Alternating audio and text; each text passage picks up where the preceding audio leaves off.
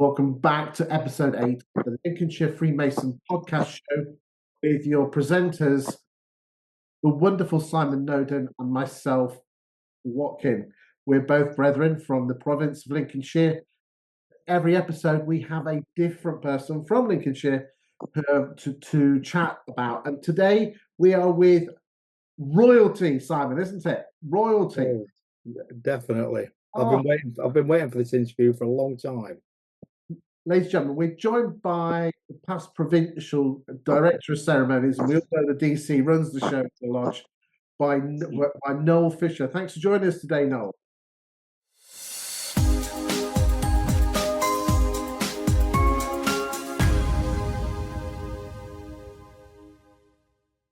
My pleasure. Noel, if you don't mind, we're going to spend half an hour just having a chat with you, talking about your introduction into and your early journey into Freemasonry, then your role as DC, some personal reflections and insights, if that's okay. We're going to talk to you about Freemasonry today and then the challenges of Freemasonry in the future. Is that okay? Yeah. Good stuff. Right then. Well, what we're going to do, ladies and gentlemen, is I'll ask one question and then we'll go backwards and forwards between myself and my awesome friend Simon Noden. Unfortunately, Pete Richardson can't be with us this evening because he's working, but he will be back on the next podcast. So, Noel, let's start with your journey into Freemasonry. When did you join and what inspired you to join? I joined in 1993, having been approached by a friend. Well, prior to that, I was approached by a colleague whilst I was at Techney. And the funny thing was that we were both at Alford together. And whenever the subject of Freemasonry came up, he sort of mocked them and said, one of his phrases were left-hand brickies. And that sort of resonated a bit, I suppose. But several years later, in 1974-75, I was stationed at Techney and he was at North Somercotes. And we met up one day and he says, "I've got just the thing for you, Noel." And I said, "What's that?" He says, "Freemasonry." Well, at that time, it wasn't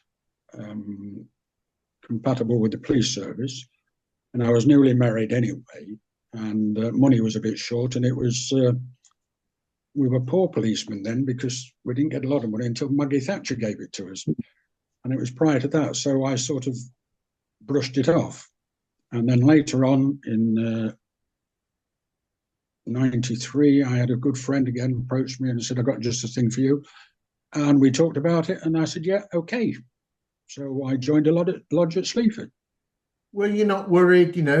A lot of people say about Freemasonry, funny handshakes, clubs rolling up of the trousers, legs, and all that. Were you not concerned about what people were saying about it? Because let's be honest, back in the 90s, it was nowhere near as open as it was today. No, exactly. No, I wasn't. I did have a few reservations, but I was persuaded to put those to one side. And so I did, and I'm pleased I did. Good stuff. Simon?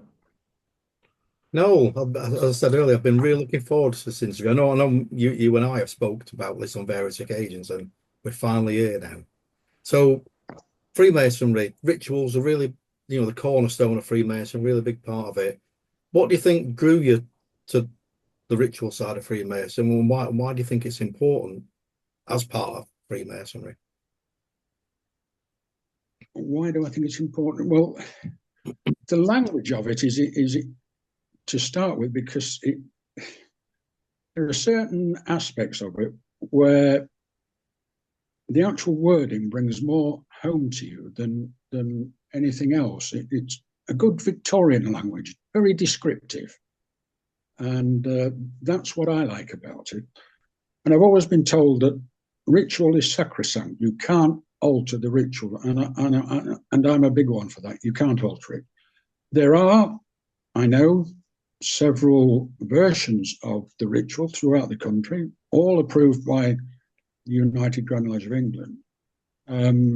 but the basics are there, and the language that they use is absolutely beautiful. I mean, one of the best pieces is the charge after initiation, and that's an absolutely beautiful piece, and that's what drew me to it. Is that your favourite piece, Noel? Yes, I think it is. Simon, what's yours?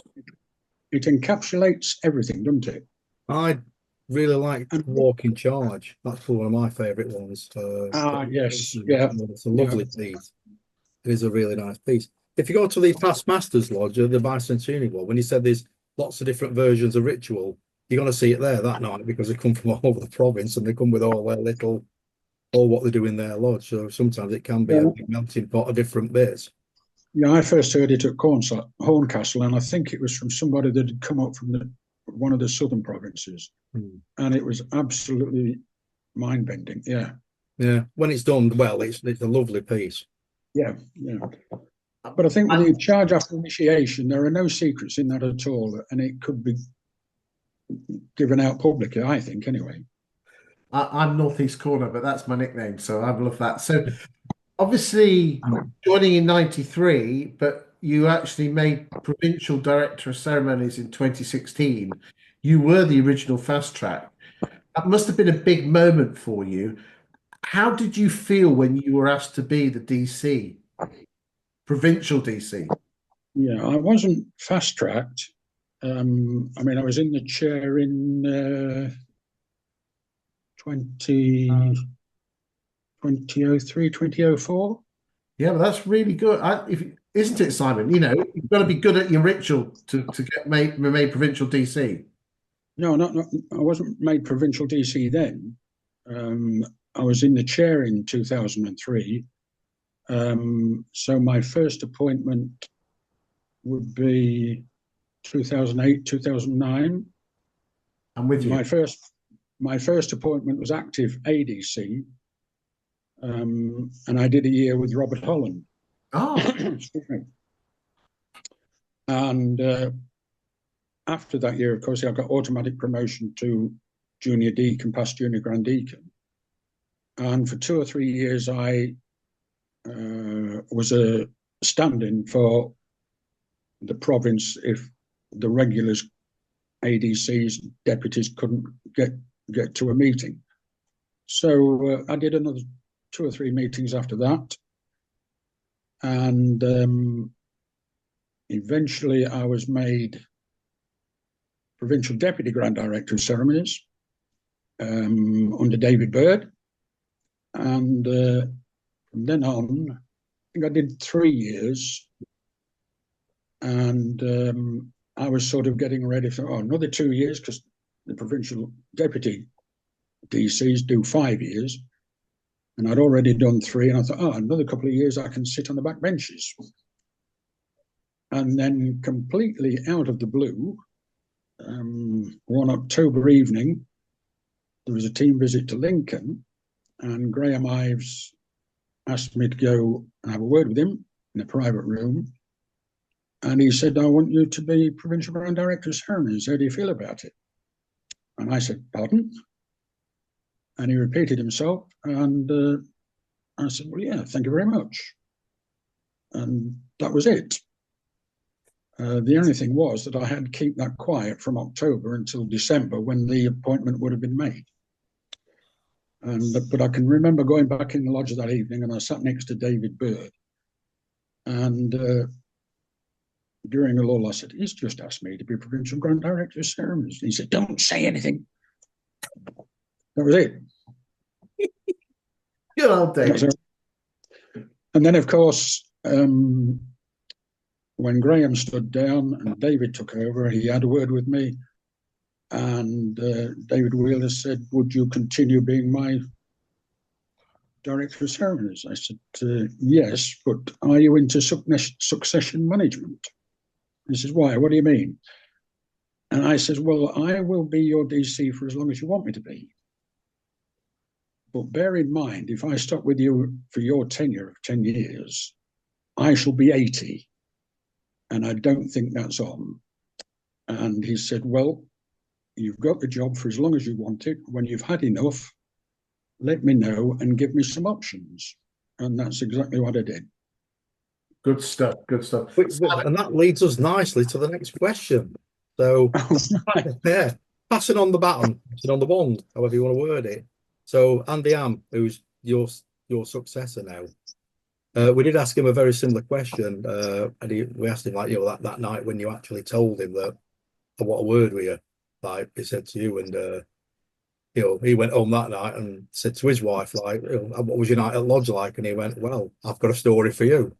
But again, what challenge did it come with, and what sort of advice did he give Andy as being your successor? Well, having given David some options, he came up with Andy, and he said to me, "Can you find out if he would take it on?" And we'd been visiting Cleethorpes, I think, on a team visit, and on the way back, I just sort of said to him, how do you feel about taking over from me? And I think it floored him a little bit, but he says, what's brought this on? I said, well, it's just that I think it's time that I stood down. I've been doing the job now for 8 years. And there were some aspects of it that I was beginning to forget names. My posture was not quite as I would liked it to have been. And I thought it's time we stood down. And that was it. And I said, have a word with Heidi first, see what she says. And let me know, and I'll tell David one way or the other. Fantastic. And that's what happened. If you don't mind me asking, Noel, running a provincial meeting is a huge responsibility. What's the key to managing a provincial meeting successfully? Know what you're going to do, and on the day, don't look at anybody. It's that may sound strange, but it's like an ordinary installation meeting at a lodge, but on a bigger scale, of course. And the DC is always busy. And whenever I've taken the team with me on a visit to a lodge, I like to get there early enough so that I can have a word with the lodge DC before anybody else does. Once I've had my little bit, then that's fine. We can discuss things. But no, you've got to know what you're doing and try not to look at anybody, because there are a lot of people who want to grab you and talk to you, and it interrupts your flow. I mean, let's be honest, it's a good job because you come in a bit late and you get to the bar a bit earlier as well, don't you? That's when you go and do a visit. That's when you go and visit a lodge. I'm not talking about the big ceremony at the. I've seen you guys when you come to lodge, and again, I've said it sometimes. You go in the lodge room and you pace it up and down, like you like almost like you're measuring the room, so you know when to turn at certain points. And... Yeah. There's not all lodges are the same, of course. Some are small and cramped, in which case the lodge will tell us how many of the team they can accommodate. So you sort of fit them in. And the reason I pace out is because I know how many pairs are going to be in the procession. So I want them to know where they've got to stop or where they're going to start off going out. So that's the reason I pace out, to make sure I've got enough room. If not, then I used to split them. Yeah, have two columns in the lodge for the recession. Which again leads us nicely to the next. But you're reading my mind here, Noel. Must be. So, Director of Ceremonies is seen as perfectionists, and again, how do you balance the the precision, the making it enjoyable, but they all know what you're doing and what you're thinking. They all know what I'm thinking, don't they? Well, they should do. I hope not. Can I? I'm going to ask that. Can I just ask that a slightly different way? Because let's be honest, if you're provincial DC, you should be perfect. Yeah. What about the rest of the brethren, the 3,000 brethren in Lincolnshire? Because some of them really beat themselves up on their ritual. Yeah, make it more enjoyable for them. Yeah, what's Yeah. your message to them? The message, look, they've got to try and relax. Look, I mean, provincial team visit, I know everybody's on edge, but we're not there to pick spots. We're there to support people, to support the lodge, to support the masteries, wardens, and everybody that's going to take part in that ritual. And just try and put that to the back of the mind. I used to find that if I set my eyes on a certain object within the lodge rooms, at eye level, but not necessarily looking at anybody, although that is an important aspect of ritual. If you're delivering ritual to a candidate, then you really want to be looking them in the eye and get the necessarily feelings towards that piece of ritual across to him. But that's what I used to fix my eyes on something in the lodge and then do the necessary ritual that I had to do. And try and put everything else to the back of your mind and think, if it wasn't for me, this lot wouldn't be here. Does that make sense? Yeah. I mean, okay, let's go beyond rituals and ceremonies for a second. What aspect of Freemasonry has brought you the most personal fulfillment, apart from having the white stick, walking around and being the main man? No, I didn't look at it that way, actually. But well, that's all we think. I've seen you in action. Very good. When it was known that I was going to be the provincial Grand DC, a senior Mason within the province took me to one side one night and he said, "Congratulations, Noel, but Lincolnshire has a good name throughout the province and throughout the region of having a good name. Just maintain that." And that's what I've tried to do. And that's that's that fire in your belly or your heart, because that's what I said. I wanted what's brought you the most personal fulfillment is keeping those high standards up. Yeah. There is nothing better to my mind in Provincial Grand Lodge when I bring everybody to order to receive the Provincial Grand Master's procession and see them come in, and that really makes the hairs on the back of my neck stand up. There's nothing better, and our organist adds to that with a correct piece of music. Simon? That's what I enjoy. So no, Freemasonry is built on strong values. What would you say Freemasonry has taught you about yourself over the years? Ooh. That's a good question, mate. I don't know where you got that one from. It is a good question. I think to be more tolerant with people. Okay, I'm an ex-policeman.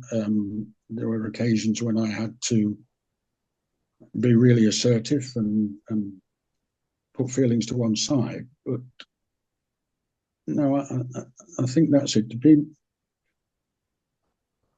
To show more empathy, or it has shown me that showing a bit more empathy works. I mean, it's so easy to criticize somebody for not doing the correct ritual or not doing it properly, but there might be some hidden reason why they've not. That's apparent until you perhaps take them to one side and say, "Look, what's up? This isn't like you." So I try to do that. I hope I've done it successfully. I'm going to put you on the spot here, coming back to your DC role. Has there been one moment that's been particularly memorable or rewarding to you? And I know you've already mentioned the PGM coming through. Anything else? Yeah, I suppose during the 8 years, and looking back, I think I've just about done everything that a provincial Grand Director could do, from, although I had very little to do with it, because he brought his own DC with him, the visit of the Duke of Kent to Spalding, the Grand Master, and we had lunch with him. That was good. And the fact that I've been on the team to consecrate 2 new lodges. Countless consecration ceremonies for either working tools to be dedicated or whatever, cushions. And more than anything, I think, is the surprise visits that the PGM and I made to lodges to make presentations either of 50-year certificates or any other memorable occasion for a certain individual, for a certain brother. And those have been really good. One in particular just recently, because Tony Stanbury, of course, has just died. Although David wasn't able to do it on this occasion, I went with John Crutchley to present him with his 50-year certificates. And they're always a hard job to do, really, because you don't want anybody to know that you're going there. And you find yourself hiding in all sorts of places. I can remember David and I went to along Sutton one evening, and we waited for the lodge to start and crept in through the back door, through the kitchen. And the chef wasn't none too pleased about that. But all of a sudden we heard noises, and we had to dash into the gents' toilet and wait for them to disappear, and then up the stairs, quickly get dressed and ready to go in. And those occasions are memorable. Going through the kitchen sounds fantastic. Yeah. Simon, you crack on. Yeah. Just laughing at Noel and Dave Wheeler sneaking around back doors of lodges. Hello.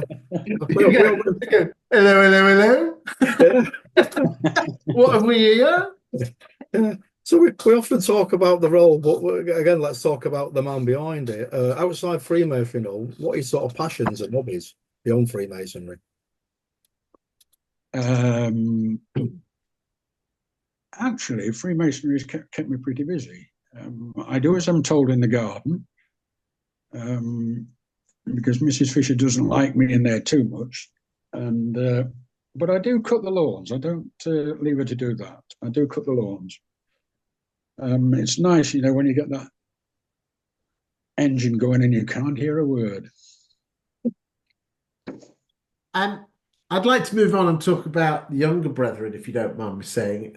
Is Freemasonry as attractive to younger men today in the 21st century compared to, say, in the 20th century? And if not, what could we do to make it more appealing?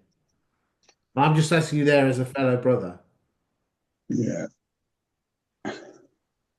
I think it is appealing to the younger brethren. I think that's shown by the younger brethren that we're getting in now. I mean, I didn't join until my mid-40s, and it wasn't until I joined that I wished I'd done it 20 years sooner. And internet referrals now are getting more common. The only thing that concerns me a little bit is cost at the moment. But there again, everything's organised now so that the membership officer or someone else interviews them properly and fully explains to them what the cost is going to be, what's going to happen, and not let it be too much of a shock to them once they join. Is that the classic 8 meetings a year? I don't know about Simon's done that by the end of Jan, mate, haven't you? Yeah, exactly. Then you've got rehearsal nights and everything else. But I think the thing is that we've got to keep them engaged all the time. And this is where the mentor and the lodge management team come in quite a bit. We were talking about ritual earlier. Not everybody finds it easy. I didn't, still don't, and I really have to work hard with it. But encouragement to an individual, whether they've made a little bit of a balls up of it or what, you can still give them a little bit of encouragement and say, hey, mate, that was all right. You did a good job there. And you want to keep them engaged all the time. And it's that sort of comment that will keep them in the lodge, rather than drifting off. Because, I mean, I was the best thing since sliced bread when I first joined. But the next meeting, I might as well have stayed away, really. And then at one stage, I was reprimanded by another senior brother for talking to a Grand Lodge officer without being approached. Not on, is it? And the thing was that this individual had been known by my wife's family for several years, and I thought, I better let him know who I am, sort of thing. But I was reprimanded for it. You don't get that now. You get the guys who will happily buy you a pint at the bar, don't you? Yeah. It's a different world. And you sort of, what you've just explained, you've alluded to the some people find difficult ritual quite difficult, and would you say that the secret is to keep encouraging them and keep encouraging them like you can? Yeah, I think that. I mean, Grand Lodge have said that the fact that somebody isn't very good at ritual shouldn't bar them from taking their chair. And it shouldn't. We should be more charitable in that respect, because charity isn't always about money.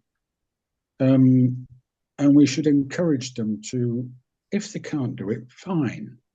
But at least try and get them to do the opening and closings and get more senior brethren then to do the rest of the ceremonies. We've done it in my lodge when I was DC there, and it works well. And the sharing now of the longer pieces of ritual is becoming more common, which is a good thing, because you can get 4, 5, 6 doing the charge after initiation, and it goes well. Instead of, I've even seen the change in role mods, the more the empathy and the adaptability to each individual. It's every person's different. Yeah, and you've got a variation of voices in those 6 presenting it. So everybody's awake and listening, and that's one. Whenever I've attended a lodge and there's been an initiation, and I take the initiate to one side and I say to them, look, you've been initiated now. When you come to lodges in the future, really listen to what is being said and look at where people are standing when they say it. Then when it comes your turn to be junior deacon, senior deacon, if you keep listening, it's like listening to a pop record. Eventually, it gets in there and it makes learning a lot easier. And I always take them to one side and say that. Right. And I hope it works. We've got a couple more questions, and I'm conscious of the time. People watching. Freemasonry is steeped in tradition, and we're not allowed to change that much. If there's one thing that you would change about it, what would it be?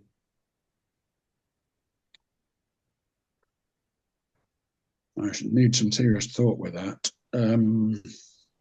If you're not, tell you what, we'll come back to that one. Simon, you ask a question, and we'll come back to Noel. If you don't want to ask that question, we don't have to, because again, you weren't aware of the questions that we've come up with. So Simon, you ask something about membership, mate, if you can. Yes. So membership retention's a really big challenge for Freemasonry as a whole, and every province. I mean, what do you think lodges and province they could do to address this? Well, I think they're already doing it, because the system now, if somebody's not turning up, then it's flagged up for the lodge, and they should make sure that somebody visits or contacts them and say, look, we know you've not been for a little while. What's the matter? Why aren't you coming? COVID has something to do with that, I think, and we're still suffering a little bit from that. But the system's in place now, and I know, I think I'm right in saying that the assistant provincial grand masters get involved with it now. If somebody's not been turning up, and the lodge has made all attempts to get in touch with them, and eventually it's passed on to the assistants. But primarily, it's the lodge's responsibility to say, hey, look, why haven't you been coming? We really miss you. And absolutely bang on. Absolutely bang on. Right, okay. Final question from me. Have you got an answer to the one thing you change it? If you can have a pass if you want to.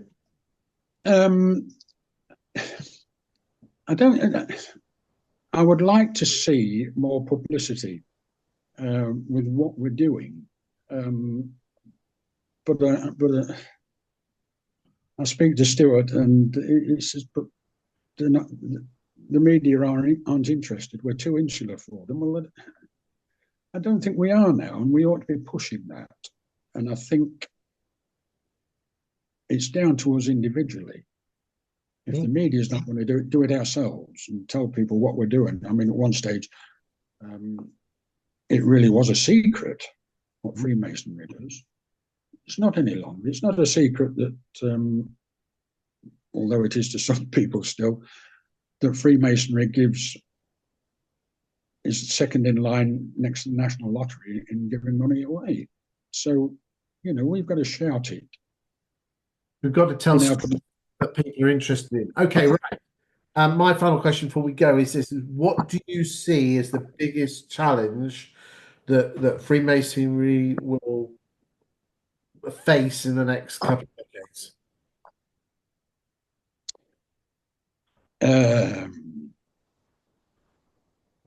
I don't know. Cost, I think, more than anything. Simon, what do you think? I think we are getting a lot better. I mean, look at our presence on social media, and also that from what we do in the background. I think people are more aware of us now, and cost. It's like everything else. It's if you want it, you buy it. I think it's a wonderful thing. It's worth every penny to me.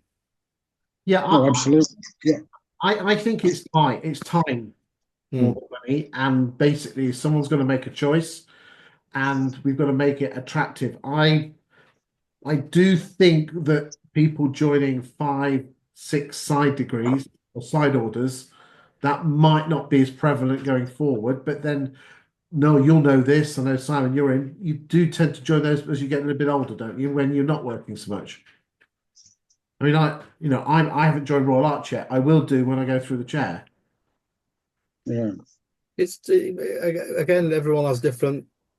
Different other pigeonhole stuff their time, and it's like, if you really want to do it, you will find the time. Yeah, I agree. Yeah. This is not your question. We hijacked that one. Sorry. It's all right. I think cost is going to be a big thing with it. I mean, it's not that long ago that I can remember. For £20, you could take 4 guests with you to lodge. Now it's just £20 for myself. I'm not saying I've stopped taking guests, because I haven't. But it'll be interesting to see where it does go. I think it's just as today as it was hundreds of years ago. We've just got to, using an old round table phrase, adopt, adapt, and improve. Still keep the traditions, and just be as relevant to men as we were 10 years ago, 100 years ago, and thousands of years ago. Exactly, and we've been now about for 300 years, and it's a bit like the monarchy. Actually, I know they've been about longer, but they've managed to adapt. And that's what we've got to do. And on that note, I would like to say thank you, Noel, for your input. I've seen you in action. I've seen you in various provincial committees, but it's been wonderful to learn from the master with the big white stick, teaching us all how to do awesome Director of Ceremonies ritual. Final words with the amazing Simon Noden. No, Simon. it's been an absolute pleasure, and it's as I said earlier, it's one I've been waiting to complete this podcast. Well, thank you very much. Yeah. Thank you very much. Noel. On If I behalf can of just- the comments, sorry, go on. If I can just say that the last 8 years have been absolutely smashing for me. And the support I've had from the executive and from all those people who, over those 8 years that attained active rank, I want to thank them very much for the manner in which they carried out their duties. They were a credit to themselves and a credit to their lodges. Thank you very much. Thank you, Noel. And more importantly, thank you for watching episode 8 of the Lincolnshire Freemason Podcast Show. We've promised the boss man, haven't we, Simon, along with Pete? We're going to do 10 podcasts this year. I want to nail them by the summer. I want to amaze Stuart Pearcey. We'll soon be in double figures. Oh, I don't know if you're aware, but if you make 21 podcasts, you're in the top 1% of the whole world for podcasts. So that is our aim, brethren. I hope you've enjoyed it. We get to meet really interesting people that you would not normally speak to, and really get inside their heads and work out what makes them tick. So thank you, Simon. Thank you, Noel. Thank you, Pete, for not being here. We'll see you on the next one. And thank you for watching. Thank you.